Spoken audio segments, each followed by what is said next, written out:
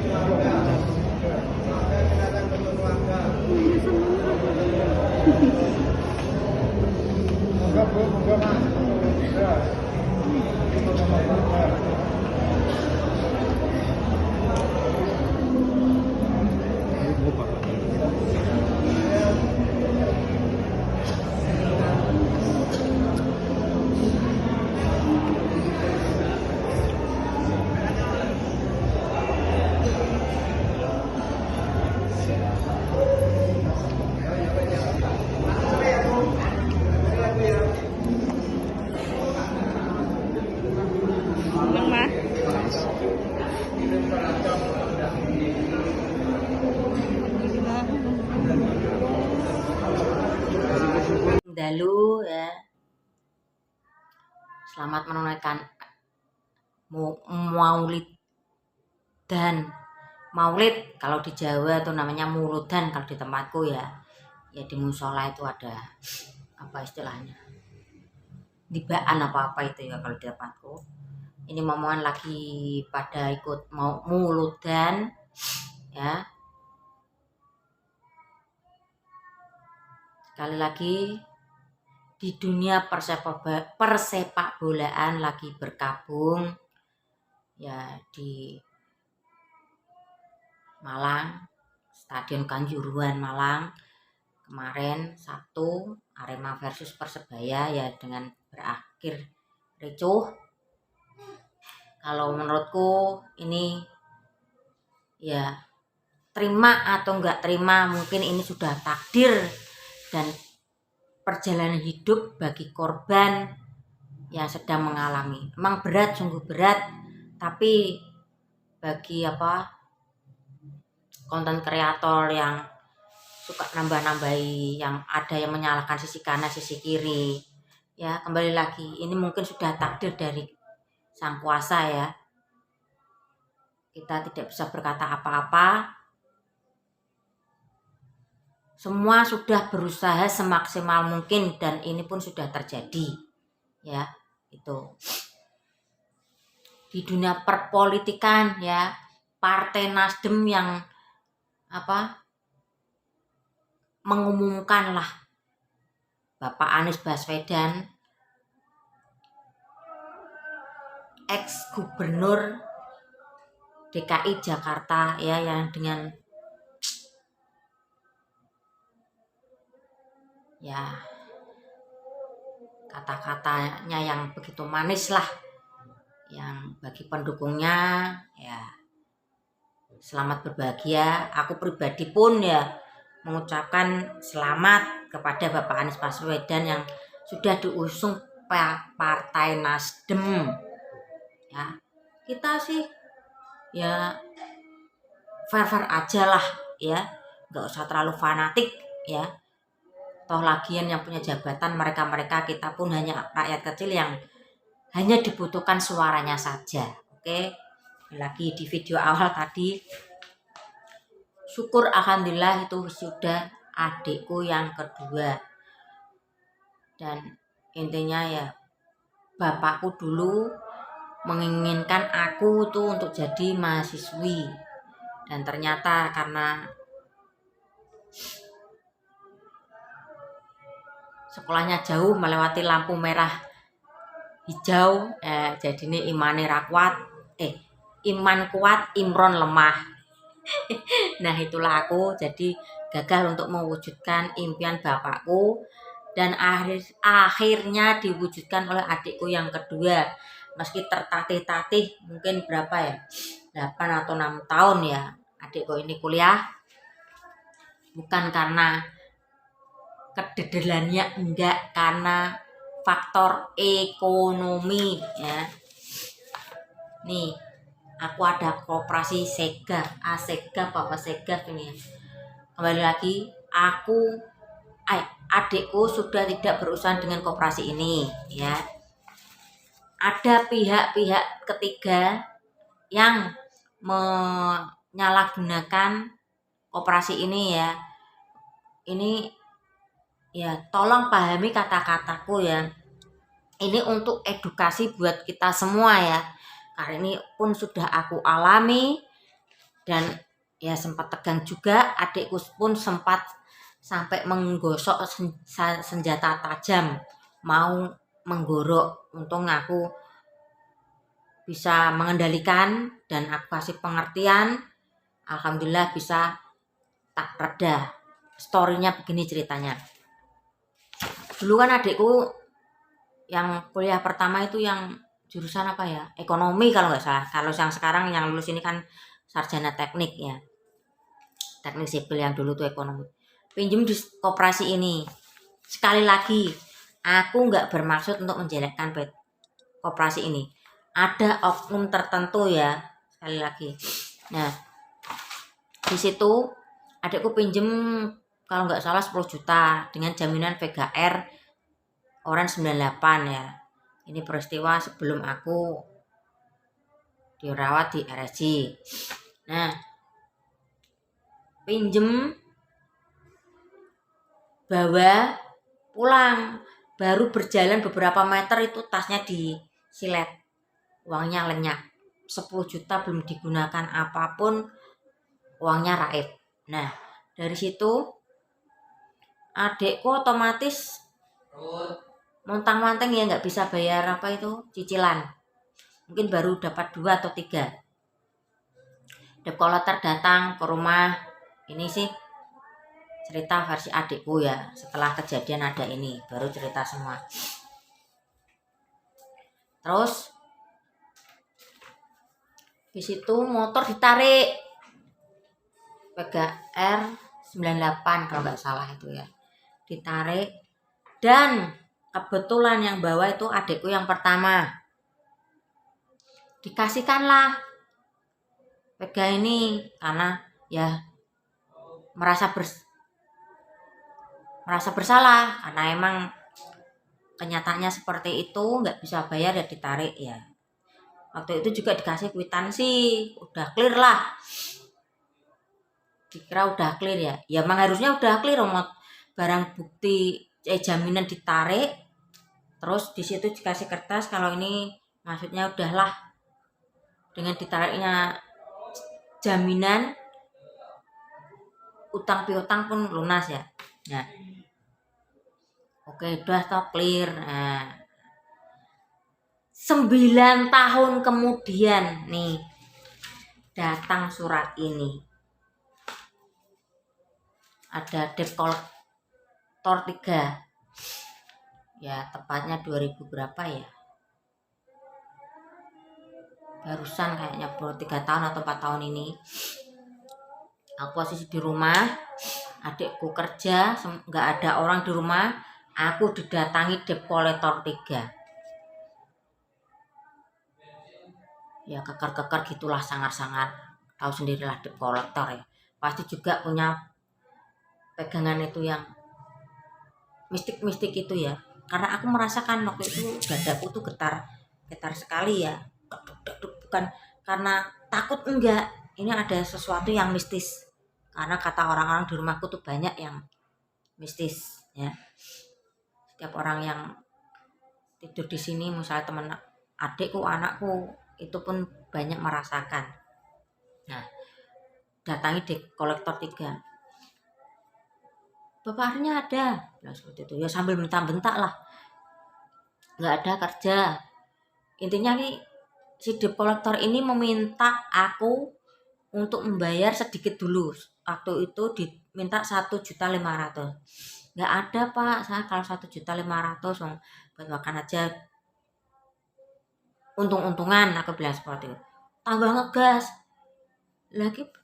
Ya maksudnya gini loh, aku mengalihkan perhatian supaya apa, tidak ada ngobrol panjang kali lebar. Nanti kalau ngobrol panjang kali lebar otomatis aku kalah karena 1:3 ya, laki-laki semua.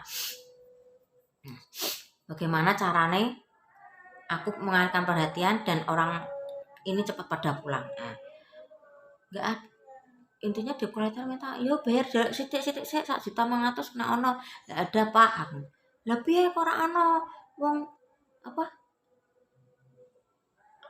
lama nggak aku jenenge nggak ngangsur. Waktu itu kan aku belum dengar ceritanya kalau motor tuh sudah ditarik gini ya. Intinya dikasih surat ya, nanti tak kasih ke Bapak Ari karena Bapak Ari ini lagi kerja. Oh tadi udah tak telepon kok nggak diangkat gini bla bla bla bla. Ya nggak tahu ini urusan Bapak Ari, yang penting bagaimana cara untuk mengalihkan perhatian debt collector ini. Wes pulang tak inget, terus tak foto itu plat motornya. Nah tak kasih ke adikku, tak cerita ke aku tadi didatangi debt collector bla bla, nadanya agak tinggi. Adikku emosi tingkat dewa. Ambil apa itu? Oh pinjam tetangga Gobang. Nah sang istri teriak. Kebetulan kan kamarku di samping dapur ya, tuh diasak-asak. Sang istri bilang, Pak, kamu kenapa? Gini. Aku kan lagi nonton sinetron India ya, teman. Ada apa tuh ada apa? Gitu, gosok kayak gini, muka wes pucat. Dia itu nggak terima kalau kakaknya dibentak-bentak. Itu adikku. Yang kedua itu agak ya lumayan udah emosi ya, nggak terima kalau kakaknya dibentak-bentak. Oke, terus aku rem, aku kontrol, aku panggil kakakku depan yang beda ibu itu, aku panggil di ini gini adikmu. Terus adikku yang satu yang beda RT aku panggil. Oke, kita kumpul rembuk story ceritanya bagaimana, karena aku waktu itu kan ya nggak tahu sama sekali ya, tak ceritain sama iparku, sama adikku, sama kakakku, ngobrol intinya gini. Oh nah saling tukar pendapat. Ini yang apa ya, intinya yang pengacara yang sukarela itulah. Iparku ada kenalan seperti itu, terus konsultasi gini. Oh ini tak hadapi wae, mau tak dampingi seperti itu. Ada pengacara, salah satu pengacara bilang seperti itu. Ya udahlah aku lega. Katanya apa, debt collector besokin mau datang lagi. Aku susun skenario, anakku aku taruh di tangga, suruh video, adikku yang nemoni, terus tetanggaku aku taruh di depan rumah tetanggaku itu. Ada omku juga, kalau siap geger ya geger geden aku itu sama keluargaku. Kita nggak salah kok. Nah dari situ ya aku sambil kerja ngomong, aku bilang sama adikku, aku ikut nggak usah. Terus dihadapi yang bersangkutan, adikku yang pinjam sama adikku yang melepas motornya ya, adikku dua dihadapi. Nah sambil dipoto, dia ajak ngobrol, akhirnya debt collector menyerah. Karena sebelumnya kami sudah konsultasi sama pengacara kalau ini tuh hanya oknum atau sindikat untuk kejahatan, nggak tahu datanya dari mana. Yang penting ini aksi kejahatan ya, bukan koperasinya Segap ya, oknumnya ya. Atau mungkin biasanya kan kalau kayak gitu kan kerjasama sama koperasi yang belot yang nakal mungkin ya, mungkin. Nah dari situ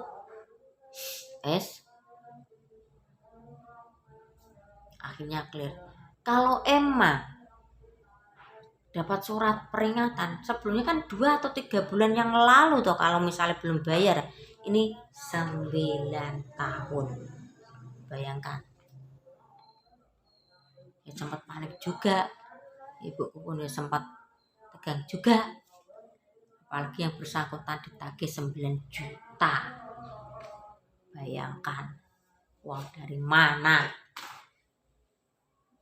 Nah itu sedikit story kelulusan adikku di wisuda ya.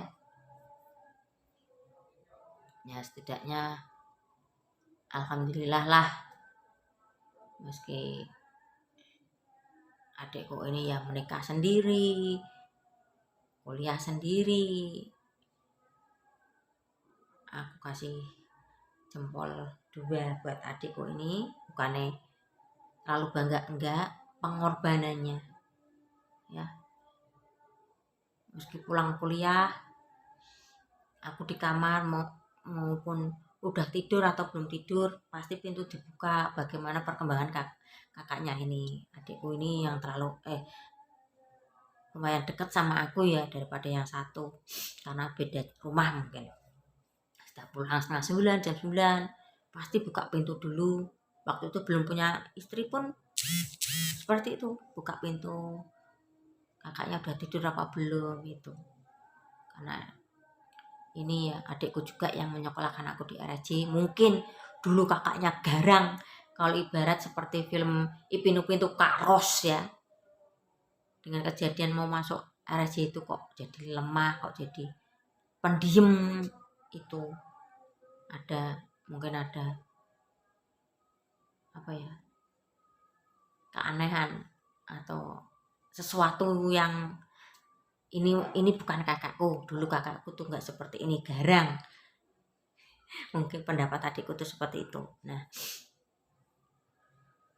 ya meski tidak bisa menghadiri kemarin diwakili ibuku, ya cukup alhamdulillah lah, udah terima kasih kepada Tuhan udah memberi kelulusan sama adikku ini ya. Semoga kedepannya bisa menjadi mahasiswa yang berguna dan tidak menjadi mahasiswa yang mudah ditunggangi oleh oknum tertentu. Oke, terima kasih sedikit storyku tentang kelulusan adikku dari perjuangan masuk kuliah sampai sampai di wisuda. Ini kotor yang harus dibayar.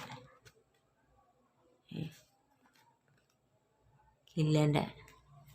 Motor sudah ditawarik dan nih. Ini yang seperti ini aku tetap simpen karena takut suatu saat kalau ada kejadian lagi kan kita sudah siap.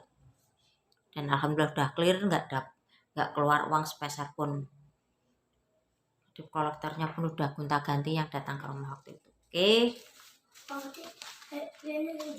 Mana dibaan? Mama wis beli. Kowe pokoke waras we. Urung waras iso arep sembung neh. Dobolmu. Ini lagi tersendat-sendat bikin konten.